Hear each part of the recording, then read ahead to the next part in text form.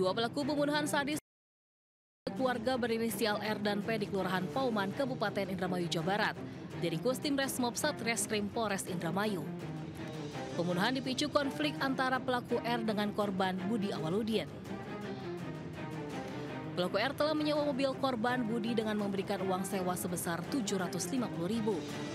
Namun saat akan digunakan, mobil korban mengalami kerusakan mesin, sedangkan uang yang diterima telah digunakan korban. Tak terima uangnya hilang, akhirnya R mengajak P dengan iming-iming uang sebesar Rp100 juta untuk membunuh korban.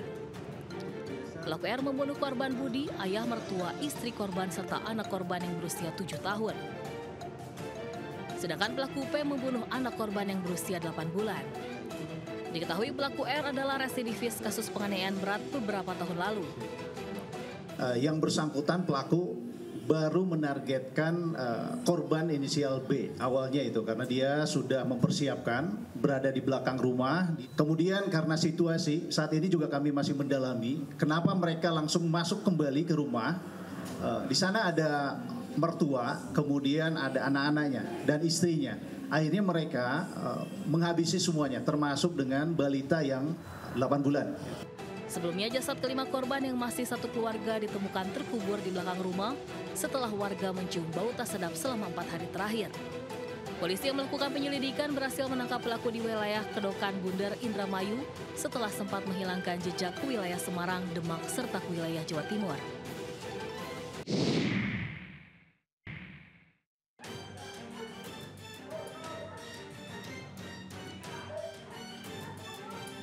Tersangka atas nama Alfi Maulana, 24 tahun, warga desa Aek Paing, Kabupaten Labuan Batu, Sumatera Utara diamankan polisi. Tersangka diamankan setelah polisi mengidentifikasi identitas korban dari telapak tangan yang berhasil ditemukan di lokasi pembuangan jasad korban. Dengan sadis, pelaku membunuh dan memutilasi kekasihnya di kamar kosnya sendiri di kawasan Lidah Wetan, Surabaya. Tersangka nekat membunuh korban lantaran sakit hati atas kata-kata yang dikeluarkan oleh korban. Korban juga disebut sering menuntut tersangka untuk memenuhi kebutuhan hidupnya yang tinggi. Dan hal itu sebenarnya sudah berulang sejak sebelum-sebelumnya. Kemudian pelaku sedikit kewalahan dengan tuntutan ekonomi korban yang meminta gaya hidup dan seterusnya. Hal tersebutlah yang menjadi sebuah akumulasi akhirnya memicu cekcok di malam hari tersebut. Keterangan dari pelaku tidak banyak bicara, begitu dibukakan pintu korban naik ke atas ke lantai 2. Dan pelaku menuju ke dapur mengambil sebuah pisau. Atas perbuatannya, tersangka dijerat dengan pasal 340 dan 338 dengan ancaman hukuman mati atau 15 tahun penjara. Tersangka sebelumnya ditangkap di kos-kosannya di Surabaya, Jawa Timur. Dari kamar kos tersangka, polisi membawa barang bukti berupa bantal, guling, sapu lidi, dan serokan yang terdapat bercak darah. Tersangka membuang ratusan potongan tubuh jasad kekasihnya di jurang jalur Mojokerto Batu, Kecamatan Pacet, Jawa Timur. Seluruh potongan tubuh korban ditemukan dalam kondisi hangus, diduga sengaja dibakar pelaku untuk menghilangkan jejak. Dari Mojokerto, Jawa Timur, Solahuddin, iNews melaporkan.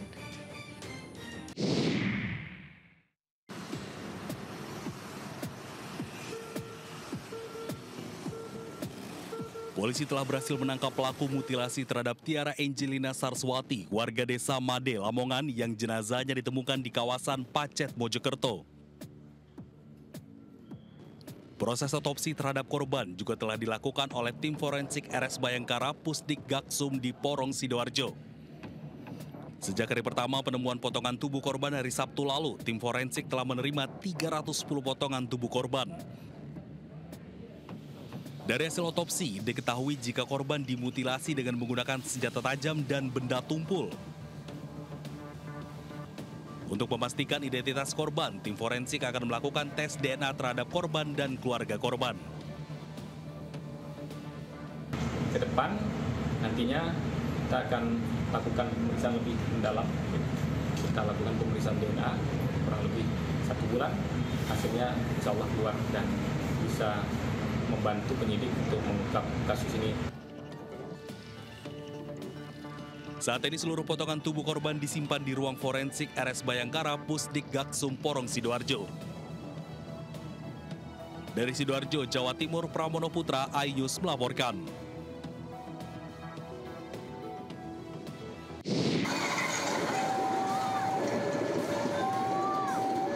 Kecelakaan antara kereta dengan mobil di perlintasan Curatulis, Kecamatan Tongas, Probolinggo terekam kamera video warga.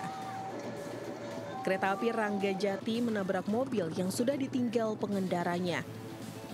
Menurut warga, kecelakaan terjadi karena mobil terhenti di tengah perlintasan rel akibat mati mesin. Di saat yang sama, kereta akan melintas. Katanya mogok, enggak? Oh, mogok ya. Terus Bu, habis itu? Ya warga ya kerumunan sudah ramai katanya, mobil kereta. Sebelumnya korban sempat dibantu warga untuk memindahkan mobilnya. Namun upaya ini gagal dan hanya bisa pasrah saat mobilnya hancur ditabrak kereta.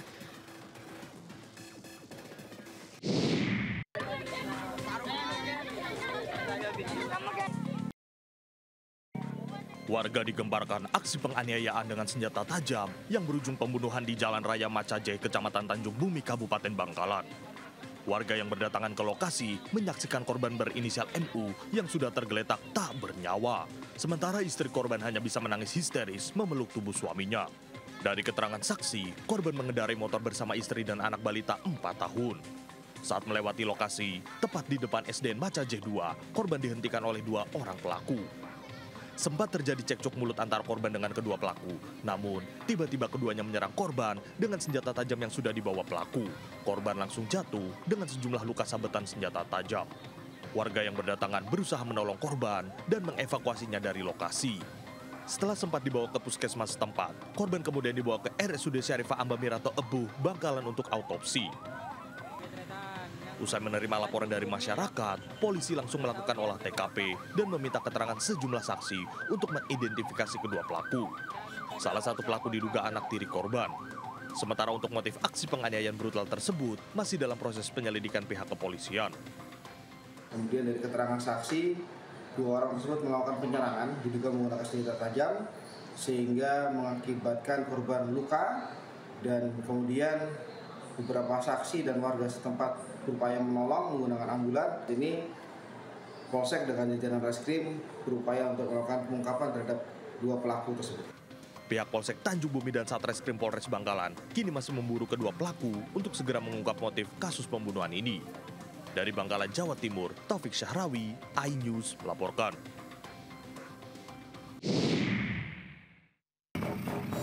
Kasus pembacokan.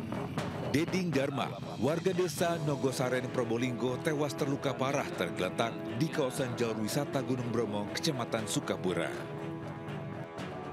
Dalam waktu 2x24 jam, pelaku berhasil diamankan. Mereka adalah ayah dan anak, Muslim 54 tahun, dan Dias Chandra, 21 tahun, warga Songo, Kecamatan Kuripan, Probolinggo. 2 tersangka tega menghabisi korban karena dendam. Korban sering mengejek pelaku Dias dan mengirim visual mesra korban dengan mantan istri pelaku. Emosi Dias memuncak saat korban menantangnya. Dias kemudian menghabisi korban saat membeli bensin eceran di jalur menuju wisata Bromo dibantu ayahnya. Sebelum beraksi, pelaku juga sempat melakukan survei ke rumah korban dengan membawa senjata tajam. Akhirnya korban bertemu di Jalan Raya Sukabura, Kabupaten Probolinggo. Karena setiap hari itu sering sekali lah, bukan setiap hari, sering sekali si korban ini mengirimi konten-konten TikTok, ya, baik itu mesra dengan istrinya yang saat itu masih statusnya istri dari tersangka, dan juga beberapa konten-konten yang sifatnya menantang dari si tersangka. Bahkan ada ajakan untuk duel dan juga ancaman akan membunuh atau menembaknya. Atas perbuatannya, tersangka dijerat pasal 340 KUHP tentang pembunuhan berencana dengan ancaman hukuman pidana penjara seumur hidup. Dari Probolinggo, Jawa Timur, Hana Purwadi, iNews melaporkan.